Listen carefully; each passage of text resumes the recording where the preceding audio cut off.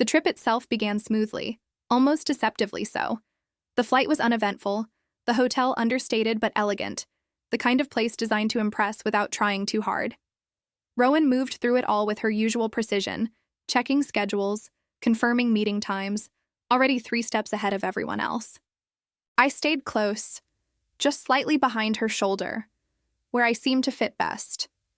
If she was aware of it, she didn't comment. But I noticed how her posture eased whenever I was near, how her breathing stayed even, how the faint tension that usually accompanied unfamiliar spaces never quite took hold. The meetings went well. Better than well. The client was sharp, observant, clearly impressed by Rowan's command of the negotiations. We sat across polished tables in sunlit conference rooms, exchanged careful smiles and firmer handshakes. Numbers were discussed, terms refined, objections raised and smoothly dismantled. I took notes, answered questions when prompted, did exactly what I'd been brought along to do. And Rowan thrived. Each successful exchange drew us closer to the final agreement. By late afternoon on the second day, it was clear. We were on the brink of sealing the deal. That's when the client leaned back in their chair, fingers steepled thoughtfully. "There's just one last detail," they said with a pleasant smile. "Something I prefer to discuss less formally." Rowan's jaw tightened almost imperceptibly. "I was thinking," the client continued, "we could go over it somewhere more casual. Drinks, perhaps?" There it was. This was what Rowan had feared. I could see it in the brief stillness that overtook her, the careful control snapping into place just a little too rigidly. She had anticipated this, prepared for it, dreaded it. Her gaze shifted to me. It wasn't dramatic. It wasn't a plea. Just a look. Quiet, searching, grounding. Something in her shoulders eased when our eyes met. I didn't say anything. I didn't need to. I simply nodded, small and steady. Rowan inhaled, then she smiled, polite, composed, unmistakably confident. "Of course," she said. "That sounds reasonable." Relief flickered across the client's face. Plans were made quickly, a location chosen, details settled. As we gathered our things, Rowan leaned slightly closer to me, her voice low enough that only I could hear. "Thank you," she said. I wasn't entirely sure what I was being thanked for. But as we stepped out together, heading toward a setting far less controlled than any boardroom, I felt it again. That quiet, unsettling excitement curling in my chest. Whatever awaited us tonight, one thing was clear. Rowan wasn't facing it alone. They arrived just after sunset. The venue was elegant without being stiff. Low golden lights, polished wood, the soft clink of glasses layered over laughter and music. It was lively, full of motion and warmth, the kind of place meant to loosen people up rather than impress them into silence. Rowan had changed. She wore a dark, open-collared shirt beneath a tailored jacket, sleeves pushed back just enough to feel casual. No tie, no sharp corporate armor. Mira had never seen her like this before, and the sight caught her off guard in the best way. Rowan looked human, still striking, still commanding, but less distant. She liked it. Rowan's expression, however, remained serious. Focused, as if she were bracing herself. They met the client near a reserved table. Drinks were passed around easily, conversation flowing as naturally as the wine. Rowan took her seat and chose the one beside Mira, close enough that their shoulders nearly brushed. She went straight into business. The client listened for a few minutes, then laughed softly and raised their glass. "Easy," they said. "We'll get there. Tonight is about getting to know each other. The deal will wait." Rowan paused, then inclined her head. "Of course." The conversation shifted. Travel, food, favorite cities. Mira spoke when invited, listening more than talking, aware of Rowan beside her. She noticed how Rowan stayed angled slightly toward her, how her presence seemed anchored there. Then the topic drifted. "Relationships," the client said lightly, gesturing around the room. "There are plenty of Omegas here tonight. Anyone catch your eye?" Mira felt Rowan stiffen. It was subtle, just a fraction of a second, but she felt it in the way Rowan's knee tensed beside hers. Rowan smiled smoothly. I'm afraid I'm far too busy with work to think about relationships. Oh, come on, the client chuckled. You can't be all work all the time. It's important to have fun outside of it. Yes, Rowan said, her laugh a touch too careful. I suppose you're right. That was when an Omega leaned in from behind her chair, offering to refill her glass. Too close. Their scent brushed the air. Rowan's color drained. Mira saw it immediately. The way Rowan's breathing changed. The faint sheen of sweat at her temple. Her hand tightened around the stem of her glass. She swallowed hard. Excuse me, Rowan said, standing abruptly. I think the alcohol has gone to my head. She turned to Mira, voice quieter. Would you mind coming with me? Of course, Mira said at once. They made their way through the crowd, Rowan moving faster than before. The moment the bathroom door closed behind them, Rowan bent over the sink, gripping the edge as nausea rolled through her. Mira, she said, voice strained. Mira stepped closer without thinking, placing a steady hand against Rowan's back. I've got you. Rowan turned suddenly and wrapped her arms around her, holding on like she needed the ground to stop moving. She hesitated, then asked softly, Is this okay? Mira froze for half a heartbeat, then returned the embrace, arms settling around Rowan's shoulders. It's okay, she said gently. Just relax. Breathe. Rowan inhaled, once, then again. As she took in Mira's scent, it carried the soft sweetness of white tea and honeyed pear, threaded with a clean note of rain-soaked linen, gentle, warm, and impossibly soothing as it settled over Rowan's senses and quieted the tension coiled inside her. Slowly, her body softened, the tension easing as the sickness ebbed away. She rested her forehead against Mira's shoulder, breathing her in until the world steadied. I'm sorry, Rowan murmured after a moment, for putting that on you. Mira smiled faintly, still holding her. It's fine. That's what I'm here for, isn't it? Rowan huffed a quiet sound that might have been a laugh. She nodded, lingering just a second longer before straightening, composure returning, but something gentler remaining behind her eyes. When they left the bathroom together, Rowan didn't move away from Mira's side. When they returned to the table, everything fell neatly into place. The final details were agreed upon with ease, signatures exchanged, hands shaken.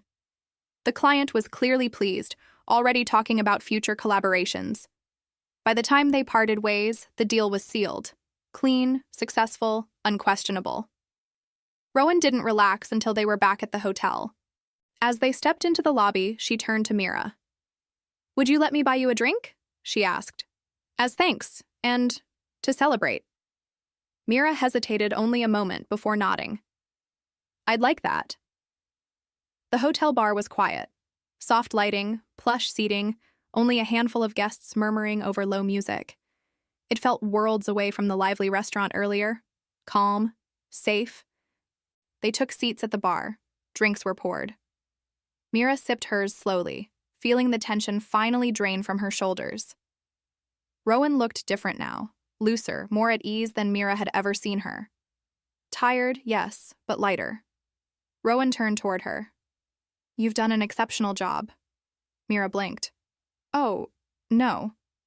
That was all you. I was just supporting. Rowan shook her head. No, I mean it. Her voice was steady, sincere. You were a massive help.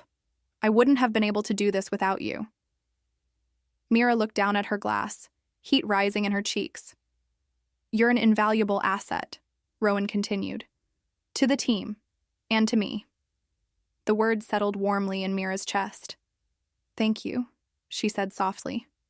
I'm happy to help. Rowan smiled then, an unguarded, genuine smile. That's something I really like about you. Mira looked up, startled. What? You're kind, Rowan said simply. Thoughtful. You're always trying to help others. Mira laughed shyly. You're giving me too much credit. Perhaps, Rowan said, but it's true. Mira felt something bloom inside her, soft, glowing, impossible to ignore. Rowan shifted slightly, then said casually, Earlier, when the client brought up relationships, She paused. Are you seeing anyone? Mira nearly choked on her drink. Oh no, I'm single.